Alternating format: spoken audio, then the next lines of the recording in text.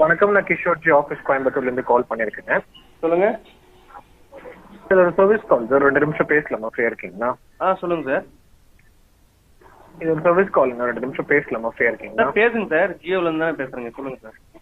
Yes sir. Sir Tirupati sir, நம்ம ஜியோ நம்பர்லேருந்து இப்போ வேறு ஆப்ரேட்டர் சேஞ்ச் பண்ணிக்கிறதுக்காக ரெக்வஸ்ட் கொடுத்துருந்தீங்க இல்லைங்களா? ஆமாங்க சார். அது ரிலேட்டடாக சார் கால் பண்ணியிருக்கேன். சொல்லுங்க. நம்ம ஜியோ பயன்படுத்துறதுல உங்களுக்கு ஏதாவது சிரமம் இருக்குங்களா? ஆமாங்க, இந்தியா முழுசுமே சிரமம் தான் இருக்குது சார். மக்களுக்கு, இல்லாத மக்களுக்கு எல்லாருக்குமே சிரமம் தான். காசு இருக்கிறவங்களுக்கு கொண்டாட்டம், காசு இல்லாதவங்களுக்கு திண்டாட்டம். அங்கே வந்து ஜியோ கம்பெனி ஓனர் வந்து அம்பானி சார், அவர் கல்யாணத்துக்கு கோடி கணக்கில் 5000 கோடி 10,000 கோடி செலவு பண்ணிக்கிறாரு. அவர் பாட்டுக்கு விலையை ஏற்றிட்டாரு. விலையை ஏற்றினா சாதாரண மக்கள் எப்படி யூஸ் பண்ணுவாங்க சொல்லுங்க. சாரி சார், உங்கள் ஃப்ரஸ்ட்ரேஷன் புரியுது. ஃப்ரீயாக எதுக்கு கொடுத்தீங்க? ஃபர்ஸ்ட் 2016 ஃப்ரீயாக நெட்வொர்க் கொடுத்து எல்லாரையுமே வந்து கவர்ச்சி பண்ணீங்க. இப்போ எல்லாத்தையுமே விலை எல்லாம் ஊருக்கு முன்னே விலை ஏற்றுறீங்க. இதெல்லாம் ஏமாத்து வேலை தானே, இது பித்தலாட்டம் தானே இந்த மாதிரி பண்ணுறது.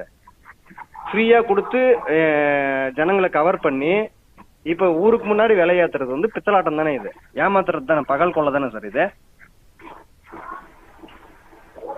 கேட்கறதுக்கு யாருமே இல்லையா? இல்ல, உங்களெல்லாம் கேட்கறதுக்கு ஜியோ கம்பெனி கேட்கறதுக்கு எவனுமே இல்லைன்னு நினைச்சிட்டீங்களா எப்படி? நீங்க ஒரு ஒண்ணுதான் நெட்வொர்க்கே இருக்குது இந்தியால, வேற எதுவுமே கிடையாது.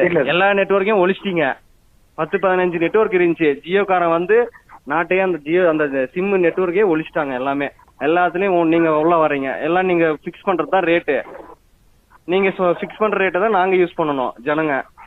5G ஒழுங்கா உங்களால எல்லா ஏரியாலும் கொடுக்க முடியுதா? அதை சரி பண்ண உங்களால முடியல. இதுல விலை ஏற்றி என்ன பண்ண போறீங்க? உங்க பாருங்க, நீங்க கூடிய சீக்கிரம் 3வது இடத்துக்கு போக போறீங்க. நம்பர் 1க்கு வந்து பிஎஸ்என்எல் வரப்போகுது.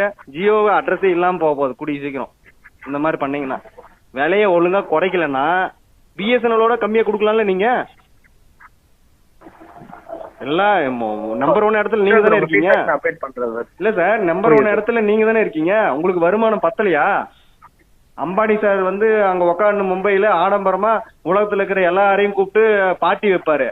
இங்க நாங்க வந்து ரீசார்ஜ் பண்ணி சாவணுமா? அவ்வளவு அமௌண்ட்டுக்கு ரீசார்ஜ் பண்ணி நாங்கெல்லாம் கஷ்டப்பட்டு உழைக்கிறோம். எங்க காசு ரீசார்ஜ் பண்ணாதான் நீங்க கோடீஸ்வரன் ஆக முடியும். அம்பானிக்கு வருமானம் வரும், இல்லைன்னா வருமா சொல்லுங்க? புரியுது. யாரோட பணங்க? எதுக்கு அந்த அளவுக்கு ஆடம்பரம் நீங்க பண்ணிக்கோங்க, இல்லைன்னு சொல்ல. எங்களுக்கு விலை ஏற்றி தான் நீங்க ஆடம்பரமா பண்ணணுமா? எவன் காசு சொல்லுங்க? யாரும் கேட்கறதுக்கே நாதி இல்ல.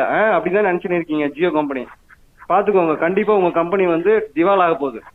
இது என்னோட சாபமாவே விடுறேன், பாத்துக்கோங்க. கடவுள் கண்டிப்பா தண்டனை கொடுப்பாரு ஜியோ கம்பெனிக்கு. நெட்வொர்க் எல்லாமே மாற போறாங்க சார். சத்தியமாவே இந்தியாவில் பூராமே நெட்வொர்க் ஜியோல இருந்து எல்லாமே மாறணும். நாங்களே இதெல்லாம் பொதுமக்கள் வந்து என்ன பண்ணுவோம்னா, எல்லாருமே ஜியோல இருந்து மாறிடுங்கன்னு சொல்லிட்டு நாங்களே விளம்பரம் படுத்துவோம். எங்களுக்கு பிஎஸ்என்எல் கம்பெனி வந்து டவர் ஒழுங்கா கொடுக்கலன்னா கூட பரவாயில்ல, நாங்க அதை தான் யூஸ் பண்ணுவோம் இனிமேல். புரியுது. காம்படிஷனே இருக்கக்கூடாதுன்னு சொல்லிட்டு நீங்க இஷ்டத்துக்கு ஏத்துறீங்க. யாரை கேட்டுங்க ஏத்துறீங்க சொல்லுங்க? என்ன சொல்ல வரீங்க சொல்லுங்க. இந்த ஃபீட்பேக் அம்பானி சாருக்கு அனுப்புங்க, சரிங்களா? மொத்தத்துல ஜியோ கம்பெனி வந்து விலையை குறைக்கல.